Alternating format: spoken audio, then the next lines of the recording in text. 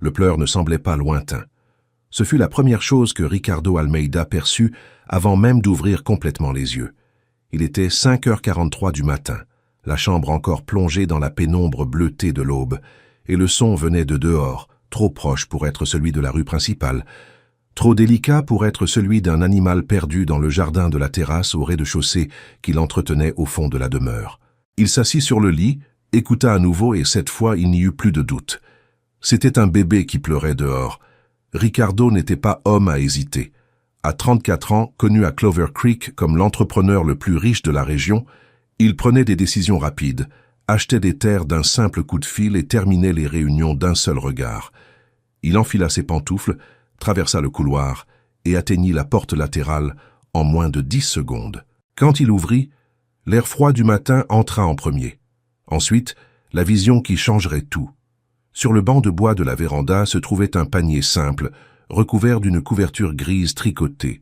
À l'intérieur, un bébé s'agitait avec une énergie impressionnante, pleurant de toutes ses forces, comme s'il était là depuis un certain temps et n'avait pas l'intention d'arrêter de sitôt.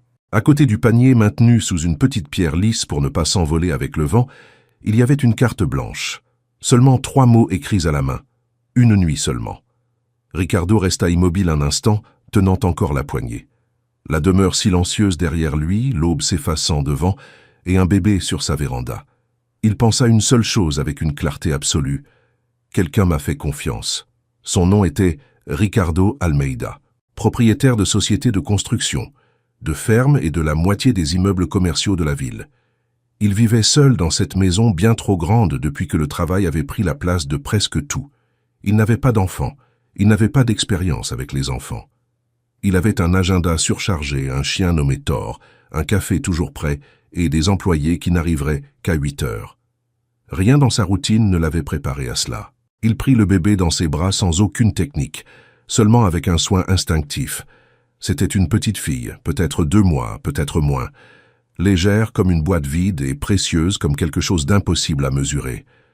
Elle continua à pleurer. Ricardo regarda la route d'accès, les jardins, le portail fermé, aucune voiture qui s'éloignait, personne qui courait, aucune piste à part la carte. Une nuit seulement. Il emmena l'enfant à l'intérieur. Les 20 minutes suivantes ne furent pas élégantes. Ricardo essaya de la bercer, de fredonner quelque chose qu'il ne reconnaissait même pas, de faire les 100 pas dans la cuisine. Rien ne fonctionna. Il n'avait ni biberon, ni couche, ni aucun article vaguement utile pour un nouvel arrivant de cette nature. Il avait des fruits importés, des casseroles coûteuses et une cave climatisée.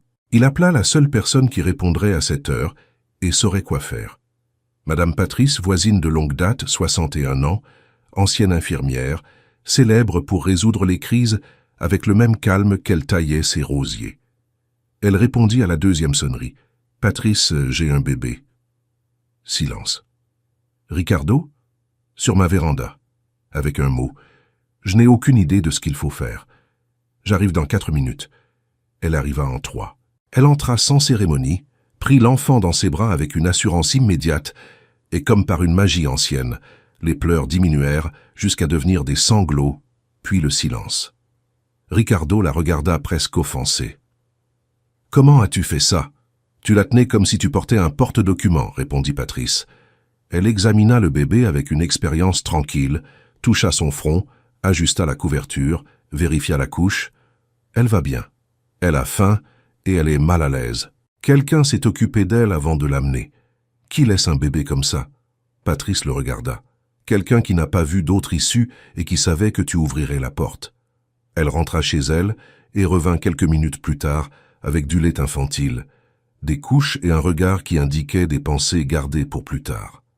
Elle s'assit dans le fauteuil du salon et nourrit la petite pendant que Ricardo observait debout, comme si c'était une scène empruntée à une autre vie. « Tu dois avertir les autorités aujourd'hui, » dit Patrice. « Je sais. Je veux juste comprendre d'abord. » « Comprendre quoi ? Qui l'a amené ?» Ricardo prit la carte sur la table. Il la retourna distraitement et remarqua une autre écriture au verso, plus petite, serrée, comme si elle avait été ajoutée après. Son nom est Maya. Elle a 8 semaines. Elle est en bonne santé. Elle aime les petites tapes dans le dos. Elle sursaute au bruit fort. Elle n'a pas peur des chiens.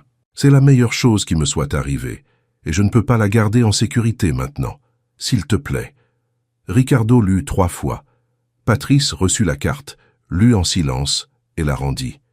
Elle aime cet enfant. C'est aussi ce que j'ai pensé. Ça complique tout, beaucoup.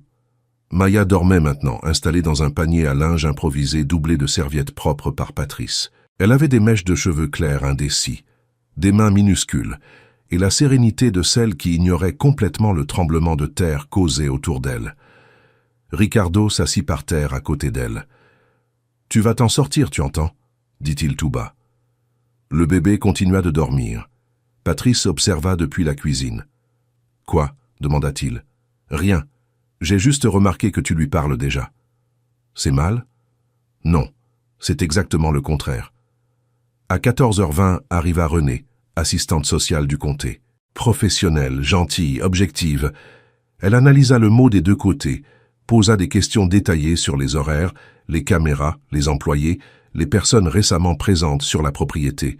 « Ce message compte », commenta-t-elle. « Il ne dit pas qu'elle ne veut pas de sa fille.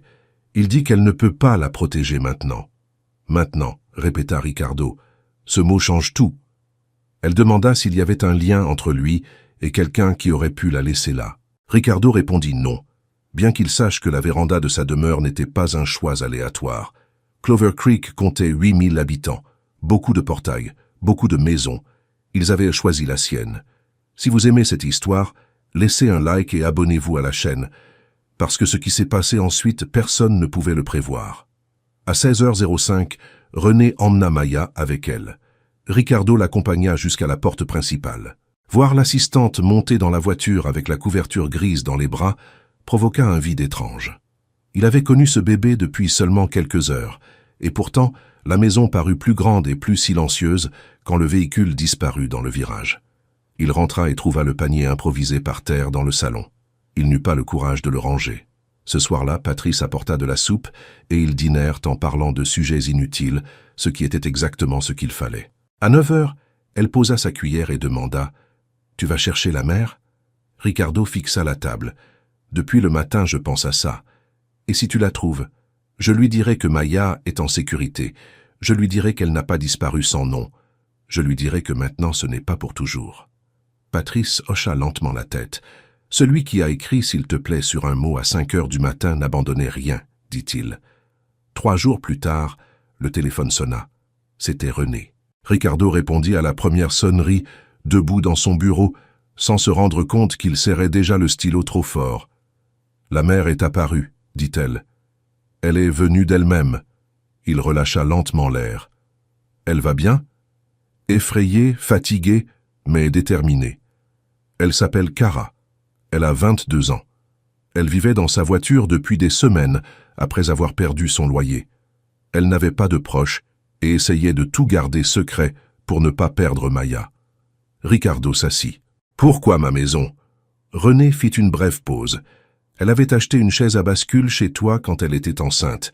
Elle a dit que tu l'avais toi-même aidée à la mettre dans la voiture et que tu lui avais demandé si elle avait besoin d'aide pour les escaliers de l'immeuble. Elle a répondu que non. Tu lui as dit de prévenir si elle changeait d'avis. Ricardo ferma les yeux. 8 mois plus tard, à 5h du matin, elle a changé d'avis. Renée confirma que Cara avait été orientée vers un logement d'urgence, un soutien juridique et un accompagnement familial. Maya était dans une famille d'accueil temporaire dans une ville voisine. L'objectif officiel était la réunification. « Tu peux lui dire que quelqu'un l'encourage ?» demanda Ricardo. « Je peux dire que l'homme qui a trouvé Maya voulait qu'elle sache cela. Dis-lui aussi que maintenant ce n'est pas pour toujours. Je le dirai. » L'appel se termina, mais Ricardo continua à regarder par la fenêtre pendant très longtemps. Le jardin semblait le même. La ville continuait comme avant. Seul lui n'était plus le même. Les jours suivants, il essaya de reprendre sa routine. Réunions, contrats, visites de chantier, tableaux, décisions rapides. Tout fonctionnait, mais rien n'occupait complètement son esprit. À chaque pause, il se souvenait des petites mains qui se fermaient et s'ouvraient dans l'air, du poids léger du bébé dans ses bras, de la phrase écrite au verso de la carte.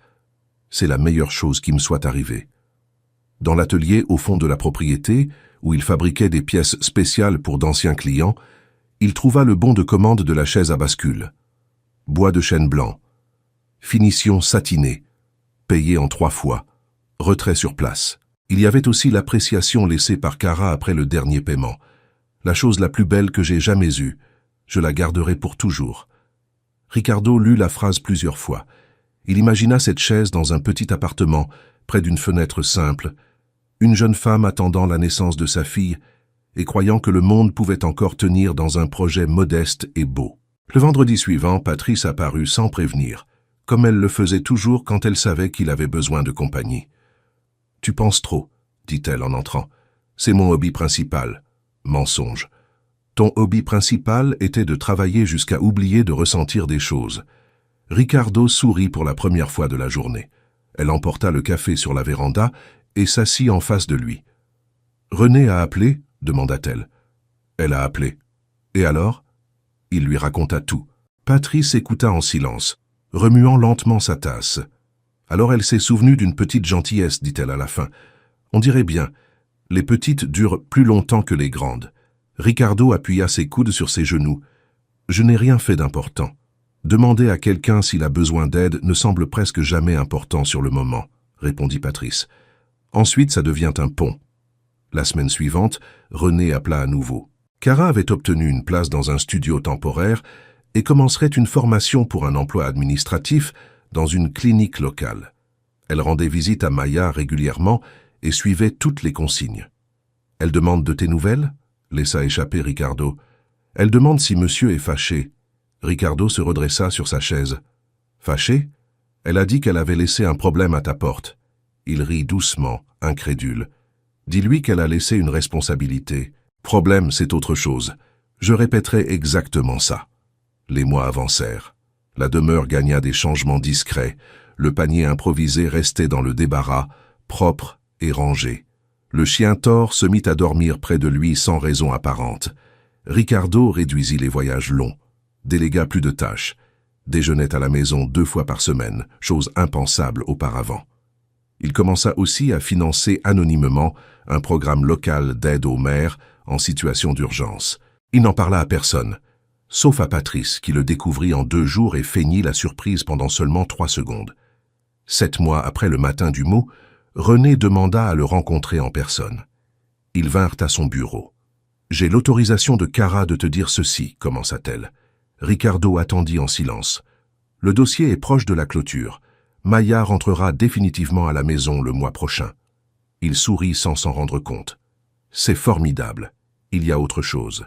Cara veut te remercier. Elle ne demande ni argent, ni faveur, ni rien. Elle veut juste te remercier en te regardant dans les yeux.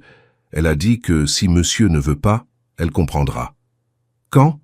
Samedi à 10 h au centre communautaire. Lieu neutre. Ricardo arriva à 9h40.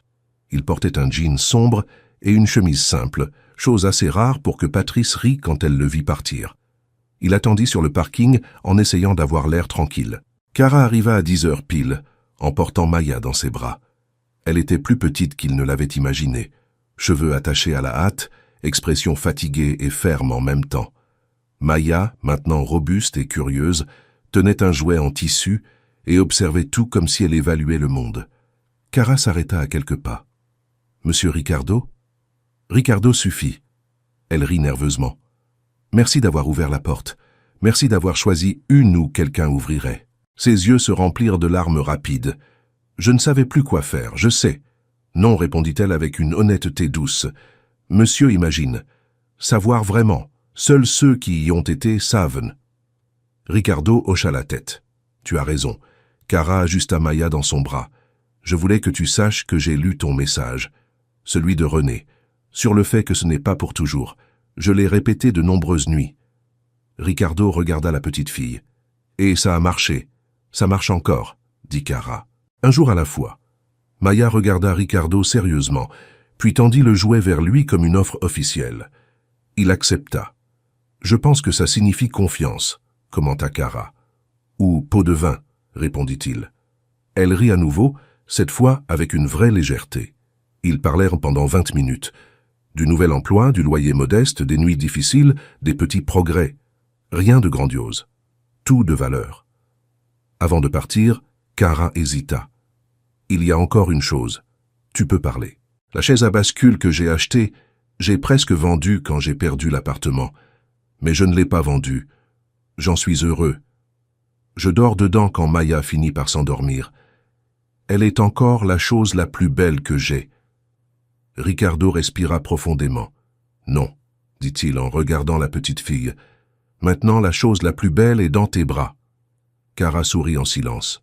Maya leva les mains vers lui, demandant le bras avec une naturalité absolue, comme si elle se souvenait d'un endroit ancien dans le corps. Ricardo la reçut, surpris de son propre calme. Elle toucha son visage, analysa la montre coûteuse à son poignet et décida qu'elle approuvait les deux. René, observant depuis la porte, essuya discrètement ses yeux.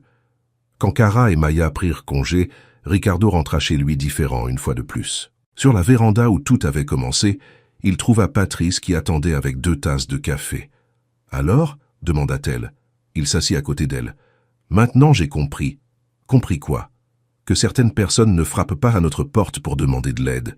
Elles frappent pour nous apprendre quelque chose. » Le lendemain matin, Ricardo fit restaurer le banc de bois de la véranda, mais demanda que l'on conserve une marque discrète dans le coin où la pierre avait maintenu le mot. Il voulait se souvenir. Il fit aussi construire 10 chaises à bascule et les donna toutes au centre communautaire, sans signature. Des mois plus tard, en passant sur la place, il vit Kara pousser Maya dans la poussette et rire au soleil. Il ne s'approcha pas. Il se contenta de saluer de loin. Kara sourit et leva la main en réponse. Cela suffit. Certaines histoires se terminent par des retrouvailles grandioses. D'autres se terminent par 2 personnes qui respirent, soulagées. Celle-ci se termina exactement ainsi, dans cet instant simple.